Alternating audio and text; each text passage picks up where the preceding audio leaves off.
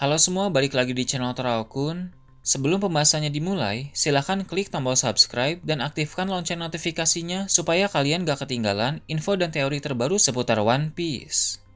Buat kalian yang mau informasi tambahan soal SBS atau databook, kalian bisa follow Instagram Teraokun. Di sana admin akan memposting soal SBS, databook, dan berbagai teori singkat. Sekarang lanjut ke pembahasan. Bocoran One Piece Chapter 1105 telah muncul di berbagai forum. Dalam video kali ini, channel Teraokun akan menjelaskan berbagai hal menarik pada chapter kali ini. Berdasarkan spoiler yang telah beredar, chapter kali ini berjudul Puncak dari Kebodohan. Masuk ke dalam cerita, telah diketahui ada berbagai kejadian seru dan menarik. Dimulai dari keberadaan Luffy yang telah diperlihatkan kembali.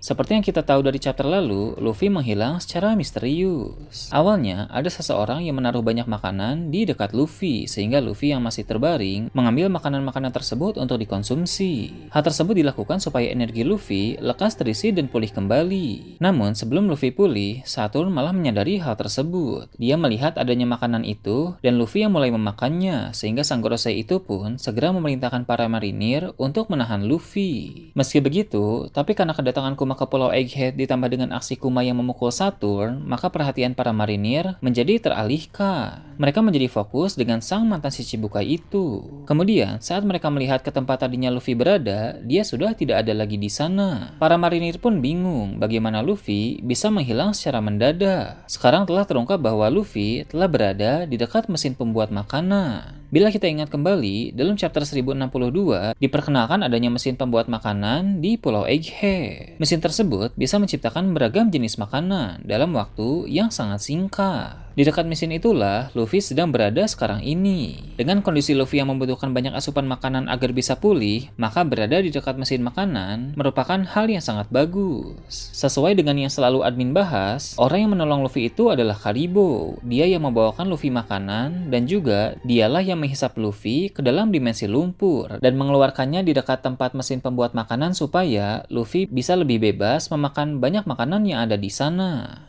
Setelah itu, diperlihatkan keadaan di bagian tengah pulau. Seperti yang kita tahu, situasi di sana masih terus memanas. Situasi sekarang pun terbilang sangat buruk bagi kubu Vegapunk, sebab dalam chapter sebelumnya, Admiral Kizaru sudah bangkit kembali. Kizaru tidak tumbang lama-lama setelah bertarung melawan Luffy. Dia hanya butuh waktu untuk beristirahat sejenak, lalu mulai beraksi kembali. Sementara itu, Gorosei Saturn juga dalam keadaan yang sangat baik. Memang dia sempat terluka parah akibat terkena pukulan Kuma, tapi dalam chapter lalu, dia bisa memulihkan diri secara instan. Kekuatan regenerasi yang dimiliki oleh sang Gorosei itu benar-benar luar biasa, sehingga dia sekarang ini terlihat sangat sehat. Vegapunk ingin mereka ke Labo Pes karena rencana pelarian harus disusun kembali, sebab mereka semua harus cepat-cepat meninggalkan Pulau Egghead sebelum terlambat. Namun, melihat kondisi saat ini, tentu itu tidak mudah.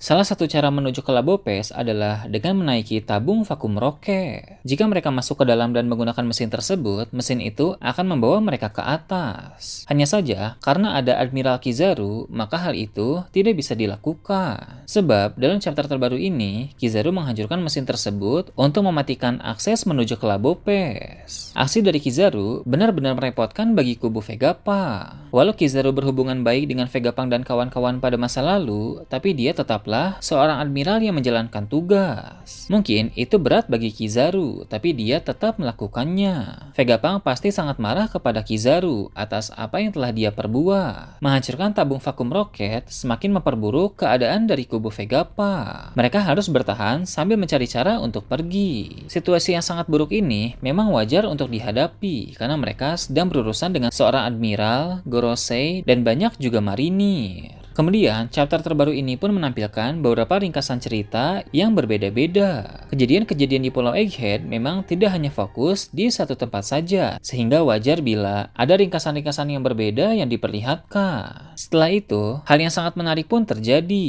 Bila kita ingat kembali, Sentomaru telah menyuruh para ilmuwan di Pulau Egghead untuk segera melarikan diri sebelum Angkatan Laut tiba. Hal itu demi kebaikan mereka sendiri, karena para ilmuwan tersebut bisa menjadi korban apabila para marinir mulai mulai melakukan serangan ke Pulau Egghead. Namun, saat marinir melaporkan bahwa para ilmuwan sudah pergi kepada Gorosei Saturn, dia memerintahkan agar para marinir mencari dan menghabisi para ilmuwan itu. Saturn menaruh kemungkinan bahwa para marinir itu mengetahui hal-hal yang bersifat rahasia sehingga mereka harus segera dibasmi. Dalam chapter terbaru ini, sudah ada kapal angkatan laut yang berhasil menemukan para ilmuwan tersebut. Para marinir di kapal itu pun hendak menenggelamkan kapal dari para ilmuwan. Namun, secara mengejutkan, kapal angkatan laut itu mendapatkan serangan dari pihak yang masih misterius. Sebelum kapal angkatan laut itu hancur, seorang marinir berteriak untuk menghubungi Admiral Kizaru dan mengatakan bahwa mereka sedang menuju ke Pulau Egghead.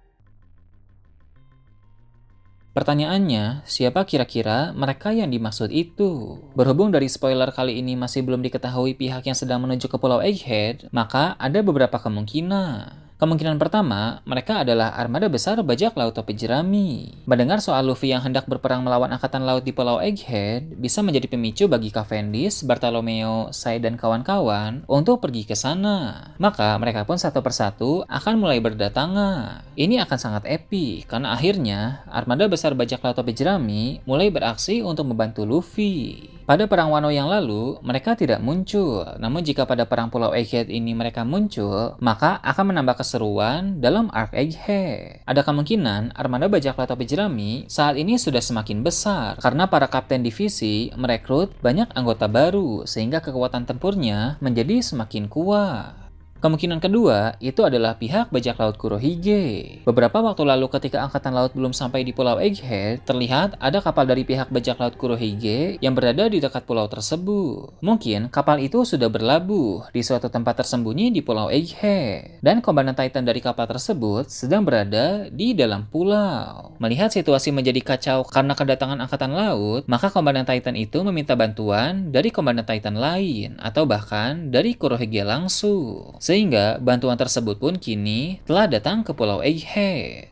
Setelah pertarungan Kurohige melawan Law selesai, Kurohige langsung mendapatkan panggilan dari Laffite dan dia pun segera bergegas menuju ke Pulau Egghead. Jadi, Kurohige belum sempat melihat situasi di Pulau Beheef yang kacau akibat kerusuhan Gar.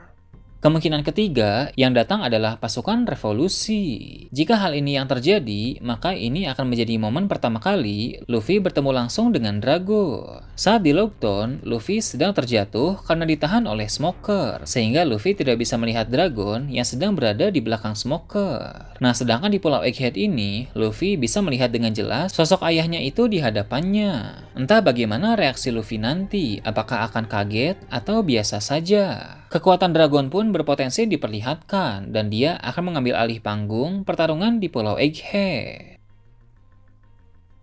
Nah, itu tadi berbagai hal menarik pada chapter 1105. Gimana menurut kalian? Silahkan tulis di kolom komentar di bawah.